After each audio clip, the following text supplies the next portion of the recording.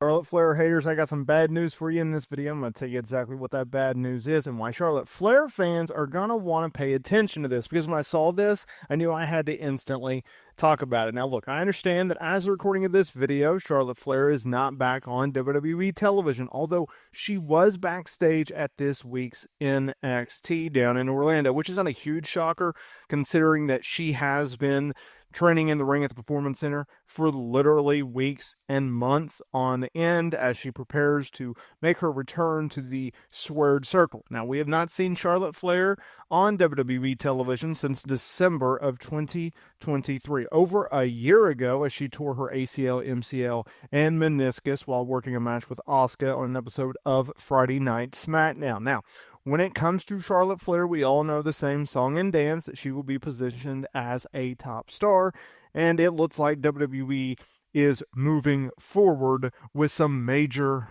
plans for Miss Charlotte Flair when she returns. I think most people would agree the most place that makes the most sense for Charlotte Flair to return is the Royal Rumble, considering it's, 2 weeks away now, where she could realistically return in the Women's Royal Rumble match. Now, all signs point to that, although, hey, like I said, she could be back on television before then. But it makes the most sense. Why not? Why not have her come out probably at number 30 in the Women's Royal Rumble match? And depending on the crowd that night, they will either cheer or boo her. Now, I'm secretly hoping that she will be a heel. Last time we saw her on television, she was a babyface. And that leads us to today's video, because I was looking at BetOnline's betting odds, and I was seeing, okay, who's the favorites? Because they have lines out for the men's and women's Royal Rumble match.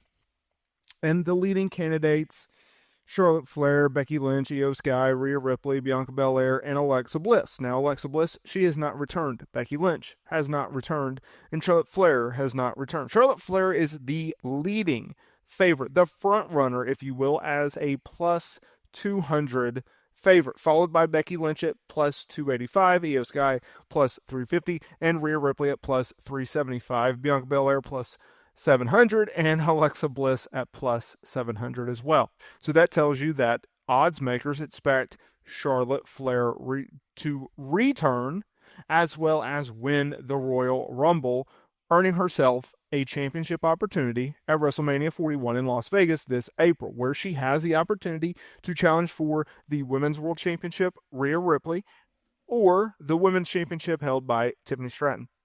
Now, I want to state this. I don't think these odds have been updated since prior to the Raw on Netflix premiere, because Rhea Ripley will not be in the Royal Rumble, considering that she's the Women's World Champion. So I don't know why they have that there.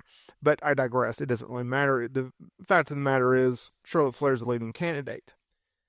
If you are someone who does not want to see Charlotte Flair in the title picture when she returns, this is bad news for you. If you do not want to see Charlotte Flair succeed and win another championship in WWE right away, if you don't want to see her win a championship as soon as she returns, if you don't want to see her hold a championship that is either the Women's World Championship or the Women's Championship in 2025, that is bad news. I think it's very realistic that we get Charlotte Flair versus Tiffany Stratton at WrestleMania 41. WrestleVotes recently came out with a report on his Backstage Pass Q&A, and he noted that while not locked in stone, while not confirmed, WWE has discussed a Tiffany Stratton versus Charlotte Flair match. If you take into consideration, this is a match in which is just a matter of time from happening. If you take into consideration that Charlotte Flair is going to be returning and most likely win the Royal Rumble, yes, she has a ton of history with Rhea Ripley. Obviously, Rhea Ripley beating Charlotte Flair after she won her own Royal Rumble in 2023 and beating Charlotte Flair at WrestleMania 39 for the Women's World Championship. I think you also have to take into consideration that WrestleVotes had previously reported that WWE was planning to have Becky Lynch on Monday Night Raw when she returns, and Charlotte Flair back on SmackDown. Now, last time we saw Charlotte Flair, what brand was she on? It was SmackDown. So, to me, that makes the most sense to do that. I would rather see Charlotte Flair. Honestly, you would rather her be on Monday Night Raw because it is the Raw on Netflix show and it is the A show, but you also have to balance out both Raw and SmackDown. And you have to be able to even out the women's divisions. And in my opinion, right now, WWE has a more loaded SmackDown division. If you just take a look at it, you have Tiffany Stratton, Bianca Belair, Bayley, Jade Cargill, Nia Jax, and the list goes on. Monday Night Raw realistically has Liv Morgan, Rhea Ripley, a returning Becky Lynch, and Io Sky. Whenever Alexa Bliss returns, I would have her back on television on that brand.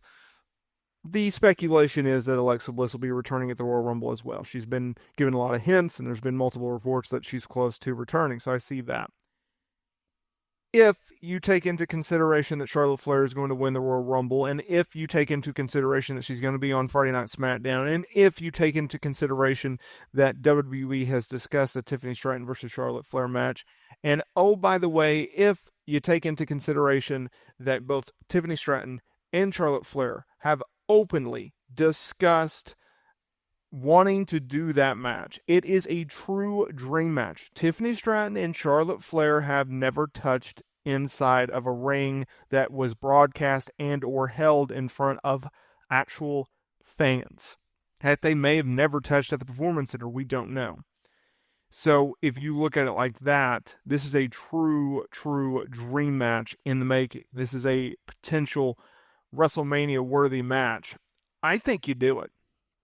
Now, here's the only downside to that coming from my point of view. You may have a different point of view. But if you're going to do a Tiffany Stratton versus Charlotte Flair match, Tiffany Stratton's going to be the heel and Charlotte Flair's going to be the babyface. Now, I personally believe, and a lot of you agree with me, that Tiffany Stratton is a better heel than a babyface because we've never seen her really as a babyface. But more importantly, Charlotte Flair is a better babyface than she is, or excuse me, she's a better heel than she is a babyface. I don't like Charlotte Flair as a babyface.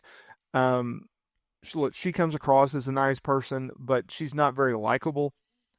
Just the way that she carries herself, in my opinion. And I think that's what makes her such a great heel.